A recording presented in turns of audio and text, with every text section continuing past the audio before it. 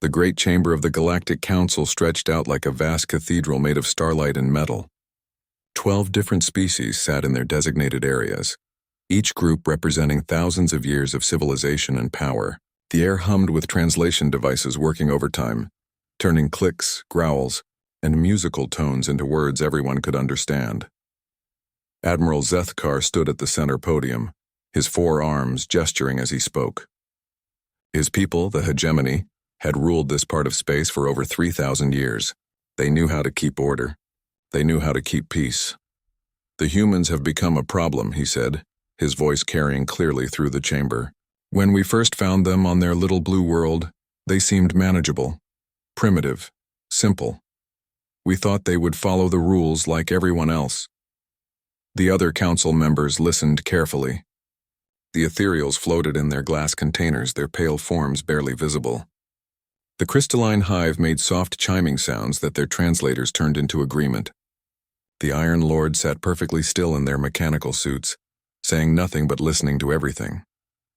Look at these numbers, Zethkar continued, waving his hand. A holographic display appeared above the podium. Thousands of small dots filled the air, each one representing a human colony. In just 200 years, they have spread to over 3,000 worlds. No species has ever expanded this fast.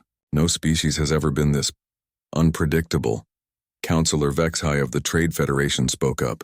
Her snake-like body coiled around her speaking platform. The humans refused to accept their designated role. We offered them junior membership. We gave them clear guidelines about which systems they could settle. They ignored us. Worse than ignored, added Prime Calculator Hex from the Synthetic Collective. They actively work against our recommendations. They form alliances with species we have marked as problematic. They share technology with groups that should remain isolated. The display changed, showing examples of human behavior that worried the Council. Videos of human diplomats meeting with rebellious species. Images of human colonies helping refugees that the Council had declared unwelcome.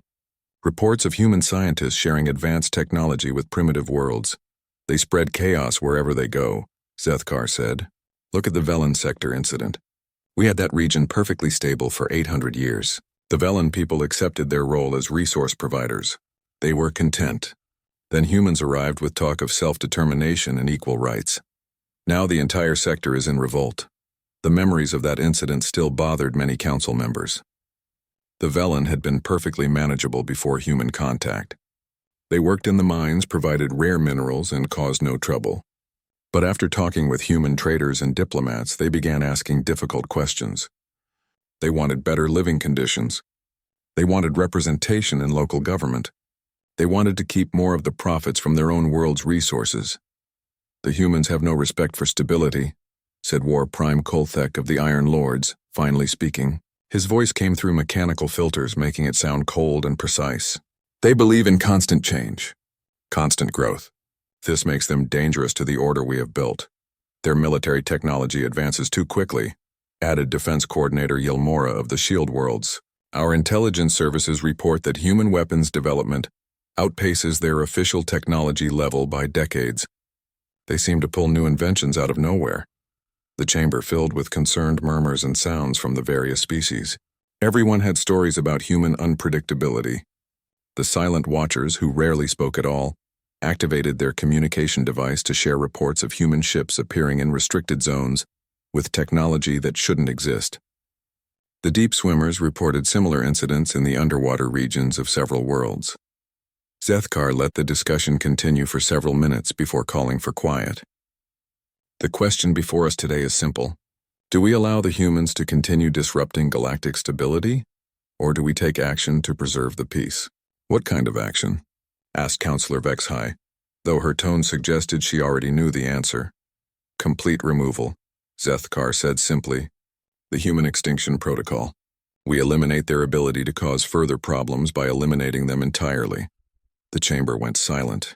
Even with translation devices, the weight of those words was clear to everyone.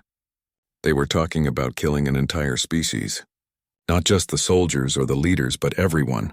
Men, women, children, entire worlds full of people who had never even heard of the Galactic Council.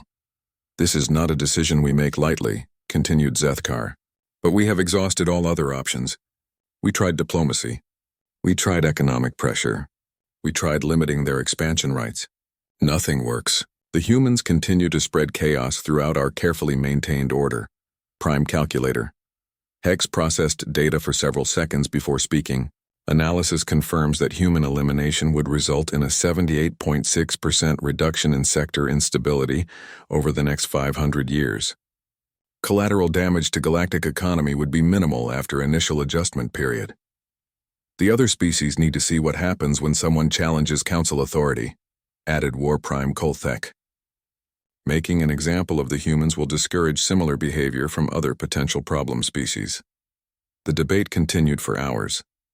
Some council members worried about the morality of genocide. Others worried about the practical difficulties of killing billions of people spread across thousands of worlds. A few even suggested that human unpredictability might eventually prove useful, but the majority agreed with Zethkar's assessment. The humans had become too dangerous to leave alive. Their rapid expansion, their technological advancement, and their disruptive influence on other species made them a threat to everything the Council had built. The Ethereals, speaking through their translation devices, provided the final argument. We have maintained galactic peace for over 5,000 years. In that time, countless species have found their proper place in the cosmic order. The humans refuse to accept their place. They encourage others to reject their place. This cannot continue. When the final vote came, it was unanimous. 12 species representing most of the galaxy's political and military power agreed that humanity must be destroyed completely.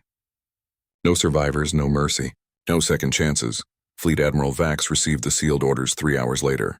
He stood in his private office aboard the command station, reading the document that authorized the largest military operation in galactic history. Over 2 million ships would be involved. The plan called for simultaneous attacks on Earth and every major human colony. Orbital bombardments would destroy cities and infrastructure. Ground forces would hunt down survivors. The timeline was set for 18 months from the authorization date. That would give the various council fleets time to move into position without alerting human intelligence services. The operation would begin with a coordinated strike on Earth itself, humanity's homeworld and the symbol of their species. Vax sealed the orders in his personal safe and began the process of assembling the largest war fleet ever created. Ships from a dozen different species would work together to erase humanity from existence. It would be efficient. It would be thorough.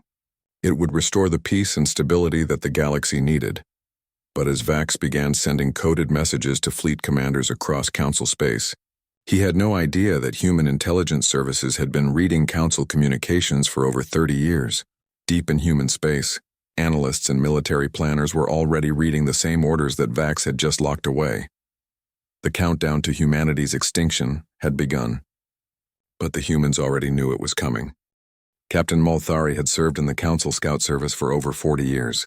She had seen the birth of new stars and the death of old civilizations. She had mapped unknown regions and cataloged strange phenomena across half the galaxy. But nothing in her long career had prepared her for what she found when her ship, the Inevitable Truth, entered the Sol system. The system was empty, not destroyed, not damaged, simply empty, as if someone had carefully packed up an entire civilization and moved it somewhere else. Run the scans again, she ordered her sensor operator, a young crystalline named Hextall, whose harmonics indicated confusion and disbelief. Scans confirm. Captain, Hextall replied, their crystal body pulsing with nervous energy. All major orbital installations are gone. Earth's ring cities, the Luna industrial complexes, the Mars terraforming stations, everything. Molthari stared at the tactical display showing the Sol system. According to Council intelligence, this system should have been home to nearly 12 billion humans. Earth itself housed 8 billion people in massive cities that sprawled across continents. The orbital installations around Earth and Luna supported another 2 billion workers and their families. Mars had over 1 billion colonists working on the centuries-long terraforming project. All gone. What about the asteroid mining stations? She asked. The outer planet facilities? Gone, Captain. We're detecting some structural debris in the asteroid belt, but it appears to be carefully placed rather than the result of destruction. Like they took apart their own installations and arranged the leftover pieces to look natural. Molthari felt a chill run down her spine. She had been part of military operations before, She knew what destruction looked like. When the Council destroyed a civilization, there were debris fields, wreckage, signs of battle, bodies floating in space, radio signals from survivors calling for help or mercy. Here, there was nothing but silence and empty space.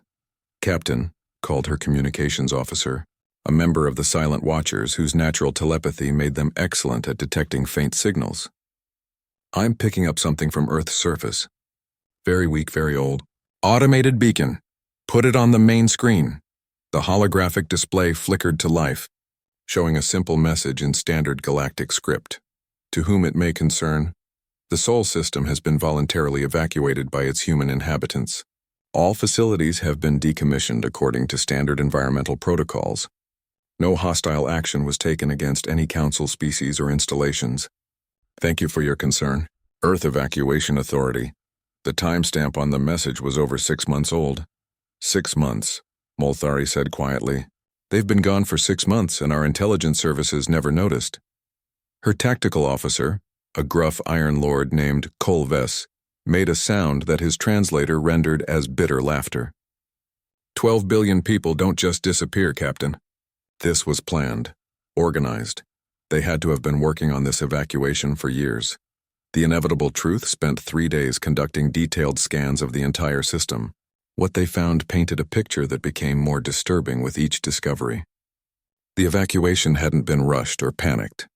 It had been methodical, careful, and incredibly thorough.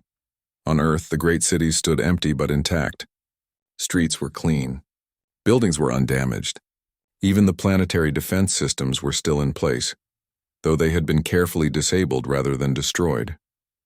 It was as if the entire human population had simply decided to go on vacation and left everything tidy for their return. The orbital installations told a different story. These had been completely dismantled with useful materials and equipment removed, and the remaining structures carefully broken down into component parts. Nothing had been wasted. Nothing had been left behind that might be useful to whoever came looking for them. Captain, Hexdal reported from the sensor station, I'm detecting something odd about the energy signatures throughout the system.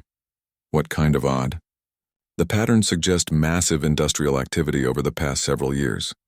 Not just normal human operations, but something much larger. The energy expenditure records indicate they were building something big. Molthari studied the data scrolling across her screens. The energy signatures were indeed massive, but they didn't match any known human technology. The power consumption pattern suggested industrial operations on a scale that should have been impossible for human civilization. They weren't just evacuating, she realized. They were building. But building what? The answer came when her science officer, a methodical synthetic named Unit 47, completed its analysis of the Mars facilities. Captain, the terraforming equipment wasn't just removed. It was upgraded and then removed. The atmospheric processors we're seeing evidence of are at least 50 years ahead of known human technology. 50 years? Confirmed. The energy efficiency curves, the molecular manipulation signatures, the atmospheric chemistry models, all of it indicates technology far beyond what humans should possess.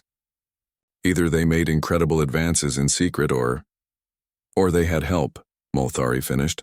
That possibility changed everything. If the humans had outside assistance, it meant they weren't just running from the Council's planned extermination. It meant they were preparing for something else entirely.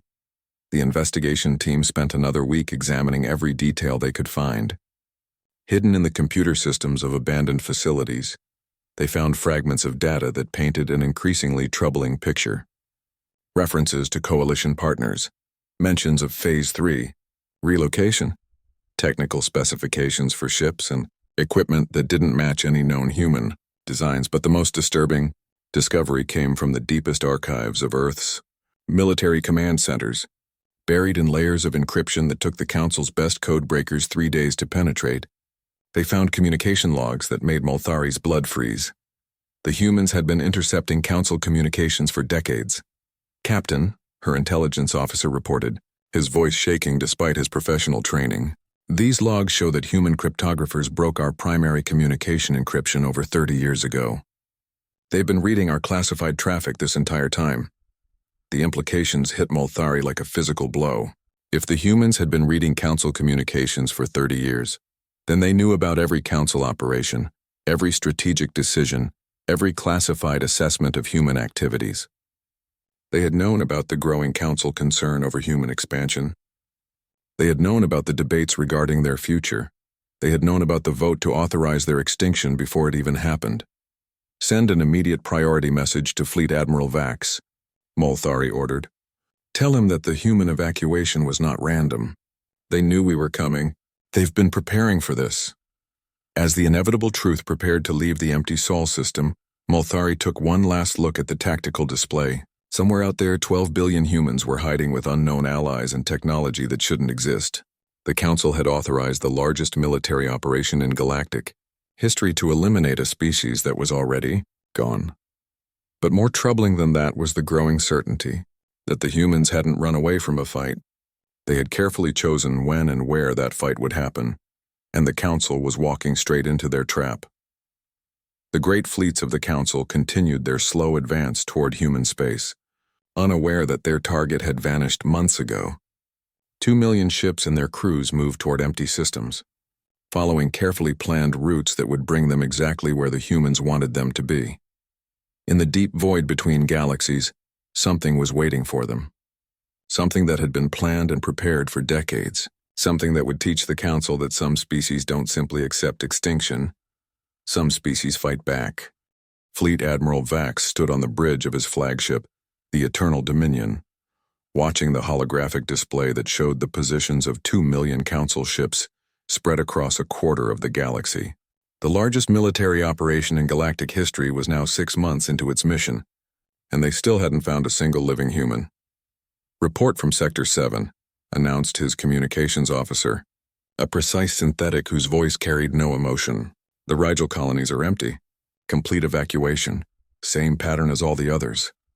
"Sector 12 reports the same," added another officer. "The industrial worlds of the Centauri cluster abandoned. All useful equipment removed, all facilities decommissioned." Vax felt a growing sense of unease. The human evacuation was too perfect, too complete. In his centuries of military service, he had never seen an entire species simply vanish without leaving some trace behind. There were always stragglers, always someone too stubborn or too poor or too sick to leave. But the humans had managed to evacuate everyone, from their greatest cities to their smallest frontier outposts. "Admiral," called his intelligence chief, a hegemony officer named Graltek, "we're receiving reports of anomalies in sectors 15 through 20. "What kind of anomalies?" "Breadcrumbs, sir. Deliberate ones." The main display changed to show a star map of the outer regions where Council fleets were searching. Small markers indicated the locations where human traces had been found. Always just enough to be noticed, never enough to provide real intelligence. "Explain," Vax ordered. "Supply depots with minimal heat signatures indicating recent abandonment. Ghost ships drifting in deep space with their navigation computers intact, but their data cores wiped, except for star charts pointing further out. Emergency shelters with signs of recent habitation, but no indication of where the inhabitants went." Gralthek highlighted the pattern on the display. "Each discovery leads our fleets further from inhabited space, sir. Further toward the galactic rim." Vax studied the pattern. It was too organized to be random, too obvious to be accidental. "They're leading us somewhere." "Yes, sir. The question is where and why." The answer to where became clear over the following weeks as Council fleets followed the human trail deeper into regions that their star charts marked with warnings. Ancient stellar cartographers had labeled these areas as hazardous or uninhabitable or simply a void. Most Council species had learned long ago to stay away from the galactic rim, where strange phenomena made navigation difficult and communication with home base became spotty. But the human breadcrumbs led straight into these forbidden zones. "Admiral," reported Captain Yilnos from the scout ship Watchful Eye, "we found something significant in the Kithara system." The transmission from the Kithara system took several minutes to reach the main fleet, due to the distance and communication interference common to rim regions. When it finally came through, the images made Vax's tactical staff gasp in surprise. Kithra Prime was an asteroid field that had once been a planet, shattered by some ancient catastrophe. Hidden among the floating rocks, the human refugees had built an industrial complex unlike anything in Council records. Massive fabrication facilities carved into the largest asteroids, mining operations that had hollowed out entire metallic rocks, assembly lines that stretched for kilometers through the vacuum of space. The scale of this operation, reported Commander Yulnas, the survey team leader, is staggering. This single facility could have supplied the industrial needs of a dozen human worlds. But Admiral, it's been abandoned for months. They took everything useful and left only the basic structure. Vax studied the images being transmitted from the survey team. The human industrial complex was built with a level of engineering sophistication that impressed even Council experts. The asteroid facility was just one of many installations the humans had built in secret over the years, far from Council observation. How many people would it take to build something like this? He asked his engineering advisor. Millions, sir. And not just workers. Engineers, architects, logistical coordinators. This represents decades of planning and construction. Decades, Vax repeated. They've been preparing for this evacuation for decades. The implications were staggering. While the Council had been debating humanity's fate, the humans had been secretly building the infrastructure needed to relocate their entire civilization. The evacuation that had seemed impossible was actually the culmination of the largest construction project in galactic history. But the discoveries at Kythera were just the beginning. As Council fleets pushed deeper into rim space, they found more evidence of massive human operations. Hidden shipyards in the shadow of dead stars, automated mining stations and systems so remote they didn't appear on most star charts, communication relay networks that spanned thousands of light years through regions the Council had written off as empty space. They weren't just evacuating, realized Chief Engineer Hexrel during a staff briefing. They were building a new civilization out here. A hidden civilization, but why hide? Asked Intelligence Chief Gralthek. If they had this level of industrial capacity, they could have negotiated with the Council from a position of strength. Admiral Vax had been wondering the same thing. A species capable of secretly building installations like Kythera should have been able to defend themselves against Council forces. Their technology was clearly more advanced than official assessments indicated. Their organizational abilities were exceptional. Their industrial capacity was enormous. So why run? The answer came from an unexpected source. In the ruins of a human communication station deep in the Void Reach sector, Council technicians found a partially corrupted data archive. Most of the files were damaged beyond recovery, but one section survived intact, a collection of historical records about extinct galactic civilizations. Admiral, reported the data recovery team. These files contain detailed information about every species the Council has eliminated or relocated over the past 5,000 years. Not just basic facts, but complete cultural profiles, technological assessments, and military capabilities. Vax felt a chill as he reviewed the files. The humans had been studying the Council's victims for decades. They knew exactly what happened to species that challenged Council authority. They knew how those challenges had failed. They knew why resistance movements had been crushed, and they had been learning from those failures. They weren't preparing to run, Vax realized. They were preparing to fight.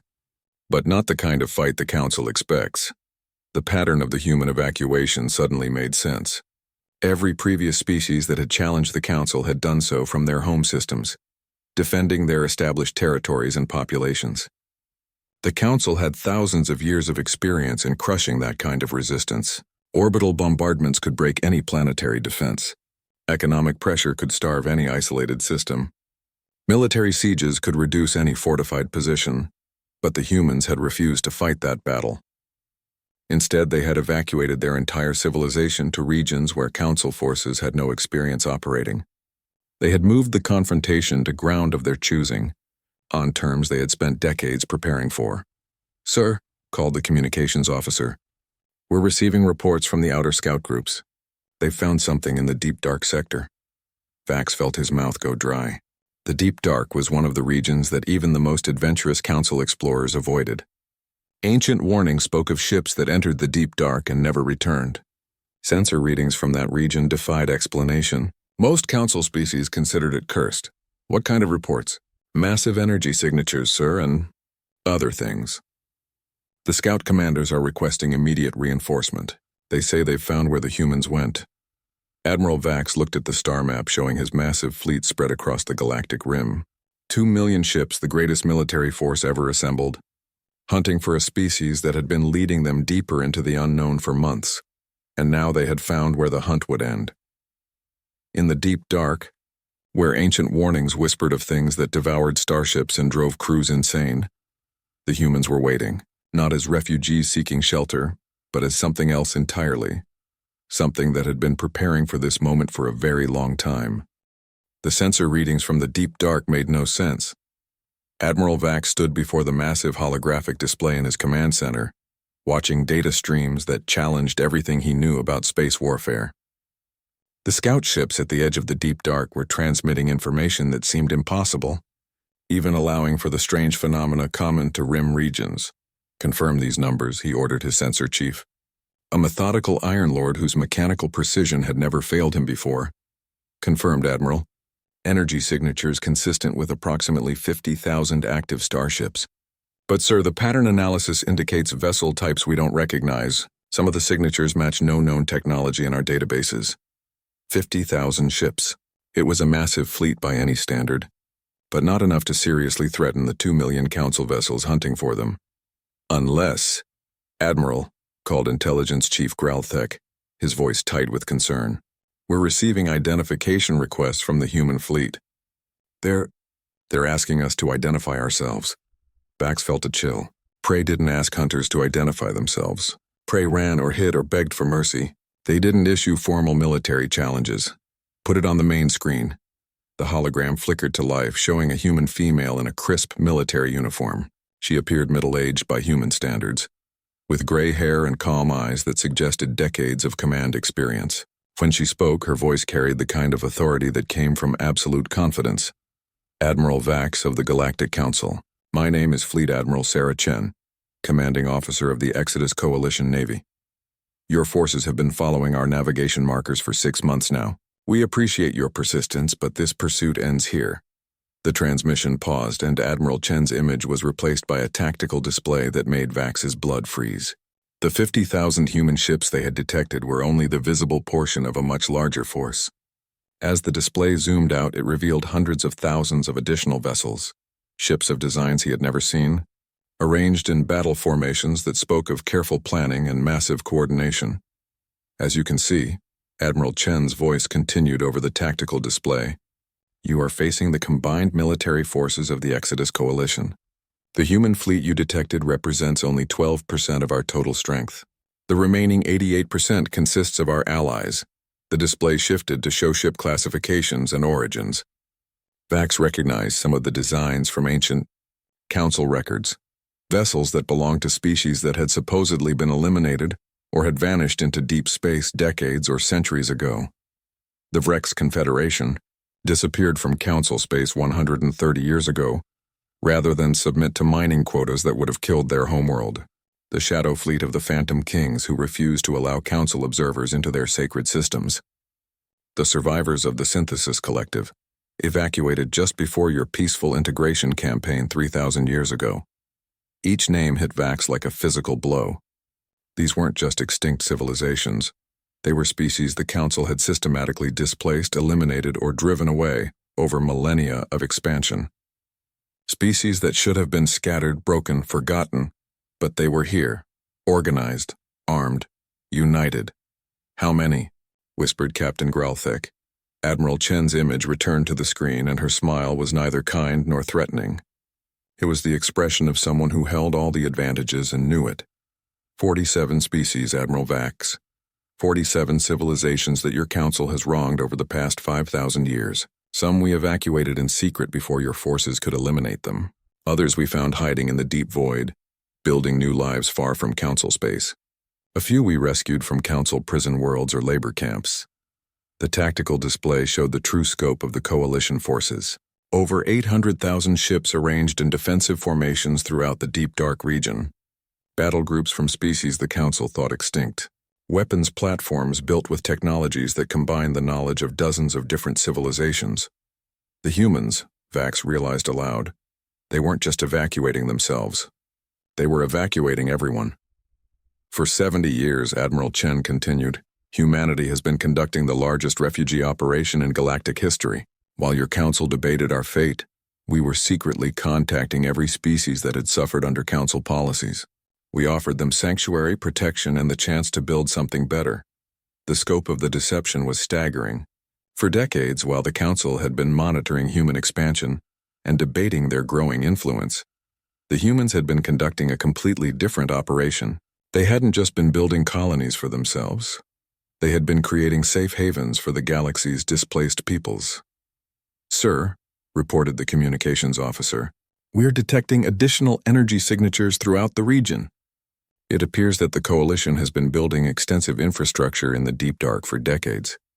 The tactical display zoomed out further, revealing a network of installations that transformed the entire region into a fortress. Automated defense platforms, supply depots, shipyards, communication arrays. The humans and their allies had turned one of the galaxy's most hostile regions into the foundation of a new civilization.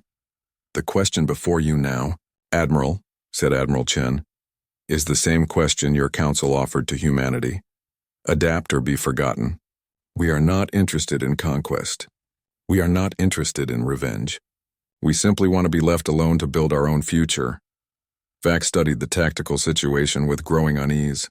His fleet was scattered across hundreds of light years, spread thin by months of searching empty systems. The Coalition forces were concentrated, organized, and operating in space they knew intimately. Even worse, many of his ships were low on supplies after the extended pursuit into regions where normal logistics didn't function. "However," Admiral Chen continued, "we will not allow the Galactic Council to continue its policy of species elimination. Too many civilizations have been lost to your idea of galactic stability. That ends now." The transmission shifted to show technical specifications that made Vax's engineering staff gasp. Ship designs that incorporated the best features of 47 different technological traditions, weapons that combined human ingenuity with alien physics, defensive systems that used principles the Council had never encountered. "Over the past 70 years, Admiral Chen explained, our refugee populations have been sharing knowledge, combining technologies, and developing innovations that none of us could have achieved alone. The result is a technological advancement that exceeds Council capabilities by a significant margin." Chief Engineer Hexral ran quick calculations on the data being transmitted. "Admiral," he reported quietly, "if these specifications are accurate, their weapons can penetrate our shields. Their drives are faster than ours, and their armor uses some kind of self-repair technology we don't understand. The choice is yours." "Admiral Vax," concluded Admiral Chen, "you can order your forces to withdraw from Coalition space and return to Council territory. Or you can attempt to carry out your extermination orders against a united enemy that has been preparing for this confrontation for decades." The transmission ended, leaving Vax staring at tactical displays that showed the true scope of his situation. The Council had sent 2 million ships to eliminate a species they thought was primitive and isolated. Instead, they had found a military alliance that represented thousands of years of accumulated grievances against Council policies. "Admiral," called his tactical officer, "we're receiving similar transmissions from Coalition forces throughout the region. They're offering us safe passage if we withdraw immediately." Safe passage. As if his massive fleet was the one that needed protection. Vax looked at the strategic display one more time. 2 million Council ships, spread thin and far from home, facing a concentrated enemy that knew this territory intimately. An enemy that had been planning this confrontation for 70 years. An enemy that included every species the Council had ever wronged. United under human leadership and armed with weapons that combined the best of 47 different civilizations. For the first time in his long military career, Fleet Admiral Vax realized that the mighty Galactic Council might have finally encountered an enemy it couldn't defeat, and that enemy was offering him one chance to survive. Fleet Admiral Vax had 3 minutes to make the most important decision in galactic history. The Coalition deadline was absolute. 3 minutes to order a full withdrawal, or face the combined might of 47 species that had spent decades preparing for this moment. Around him, his command staff waited for orders that would determine the fate of 2 million Council ships and their crews. "Sir," urged Captain Gralthek, "we should consider the tactical advantages of withdrawal. Our forces are scattered, low on supplies, and operating in unfamiliar territory." The Council sent us to eliminate the human threat, Vax replied, his voice steady despite the chaos in his mind. If we return without completing the mission, there won't be a council to return to if we lose 2 million ships out here, interrupted Chief Engineer Hexerl. Sir, I've been analyzing their weapon signatures. Their technology isn't just advanced, it's revolutionary. They're using principles of physics that our scientists don't even understand. 2 minutes, Vax looked at the tactical display showing coalition forces arranged in perfect, defensive positions throughout the deep, dark, 800,000 ships from dozens of species, all working together with a level of coordination that spoke of years of joint training and planning. But it was more than just numbers. The coalition had something the Council forces lacked: absolute unity of purpose. Every ship in that enemy fleet was crewed by people who had personal reasons to hate the Galactic Council. Refugees who had lost their homeworlds, survivors of species marked for elimination, exiles who had been driven into the deep void by Council policies. They weren't fighting for territory or resources or political advantage. They were fighting for the right to exist. Admiral, called the communications officer. Incoming transmission from Admiral Chen. Put it through. Admiral Chen's image appeared on the main screen. Behind her, Vax could see the bridge of her flagship, a vessel that combined human design principles with alien technologies in ways that shouldn't have been possible. Admiral Vax, you have 1 minute to make your decision, but before you do, I want you to understand what you're really facing here. The display behind Chen changed to show a detailed breakdown of coalition forces, not just ship numbers and weapon capabilities, but crew statistics that told a deeper story. 60% of our personnel are refugees from Council policies, Chen explained. 20% are descendants of species your government eliminated. 15% are exiles from worlds the Council strip-mined or integrated. The remaining 5% are humans who chose to stand with the oppressed rather than the oppressors. The statistics were devastating in their implications. The coalition wasn't just a military alliance, it was the collective voice of everyone the Council had wronged over 5 millennia of expansion. Every person in this fleet has lost something to Council policies, Chen continued. Families, homeworlds, entire civilizations. We're not here because we want to fight. We're here because you've left us no choice. 30 seconds, sir, whispered his intelligence chief. If even half their specifications are accurate, we can't win this engagement. Vax knew Growlthek was right. The Council fleet was designed to fight species one at a time, overwhelming isolated resistance with massive numerical superiority. But the Coalition had turned that strategy inside out. They had united the Council's enemies, concentrated their forces, and chosen the battlefield. Worse, they had done it all in secret, while the Council's attention was focused on debating humanity's fate in committee chambers. 10 seconds. All fleet elements, Vax announced over the general communication channel. This is Fleet Admiral Vax. Prepare for immediate withdrawal from Coalition space. All ships are to retreat to minimum safe distance and await further orders.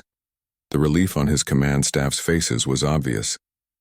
But before the retreat order could be fully transmitted, alarms began sounding throughout the flagship. Admiral, called the tactical officer. We're detecting massive energy discharges from Coalition positions. They're firing. The main display lit up with weapons fire from across the Coalition fleet. But instead of targeting Council ships, the massive barrage was aimed at empty space between the two forces. For a moment, Vax thought it might be a warning shot, or a demonstration of firepower. Then the true purpose became clear as the weapons fire reached its targets. The Coalition wasn't shooting at ships. They were shooting at space itself. Gravitational distortion weapons, breathed Chief Engineer Hexerl. They're creating artificial gravity wells. Across a front spanning hundreds of thousands of kilometers, Coalition weapons were tearing holes in space-time itself. The gravitational distortions made faster-than-light travel impossible, trapping both fleets in normal space where the Coalition's superior numbers and positioning gave them overwhelming advantages. Admiral Chen to Admiral Vax, came the transmission. I'm afraid the time for withdrawal has passed. You see, Admiral, we've been monitoring Council communications for 70 years. We know about the backup fleets positioned outside this region. We know about the reinforcements already en route. And we know about the Council's contingency plan to use superweapons if conventional forces fail. Vax felt his blood turn to ice. The backup plans Chen mentioned were among the most classified secrets in Council space. The fact that she knew about them meant, "Your communications have been compromised for decades," Chen confirmed. "Every strategic plan, every tactical assessment, every classified operation, we've been reading it all. The Galactic Council has no secrets from us." The implications were staggering.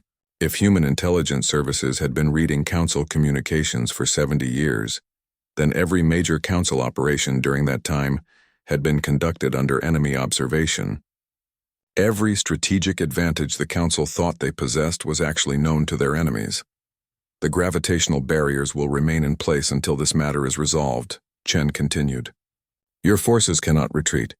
Your reinforcements cannot arrive, and your superweapons cannot be deployed while the barriers are active."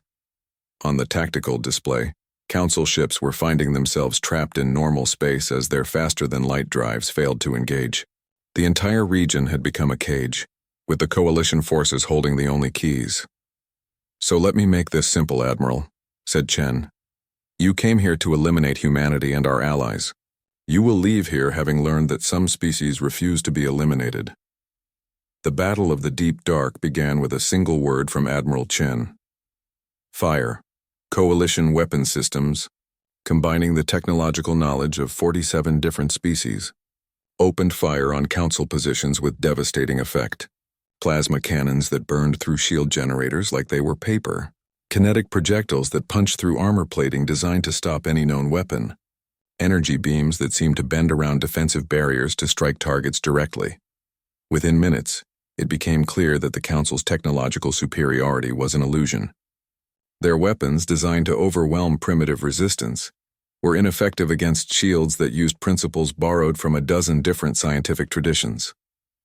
Their armor, built to stop conventional attacks, offered no protection against weapons that operated on quantum levels. Worse, the Coalition forces fought with a coordination that spoke of decades of joint training. Human tactical doctrine combined with alien combat instincts. Frex stealth technology merged with Phantom King psychic warfare. Synthesis collective swarm tactics enhanced by human strategic planning. The 2 million ship Council fleet found itself facing an enemy that knew their weaknesses, had prepared specifically to counter their strengths, and possessed technology that made conventional space warfare obsolete. Admiral Vax's last transmission, broadcast on all frequencies as the Eternal Dominion broke apart around him, carried a warning that would haunt Council space for generations. To all Council forces, to all Council worlds, the humans were never the junior species. They were never the ones running away. We didn't push them out. They let us think we did. The humans have been playing a longer game than any of us imagined. In the aftermath of the battle, as Coalition rescue ships collected the few thousand Council survivors, Admiral Chen stood on her bridge looking out at the wreckage of the largest fleet ever assembled. "Signal all Coalition forces," she ordered. "Phase 1 is complete. Begin Phase 2 operations." Across Coalition space, thousands of ships that had been hidden for decades began emerging from deep space installations. But these weren't warships. They were construction vessels, colony ships, and exploration craft. Ships designed not for conquest but for building. The message that reached Council space 3 days later was simple and delivered on all frequencies. The Galactic Council is hereby informed that the Exodus Coalition claims all territory beyond the Galactic Rim as sovereign space. Council vessels and installations are no longer welcome in Coalition territory. Any attempt to violate Coalition sovereignty will be met with appropriate defensive measures. However, the Coalition bears no ill will toward the peoples of Council space. We offer trade agreements, cultural exchanges, and mutual defense pacts to any species willing to deal with us as equals rather than subjects.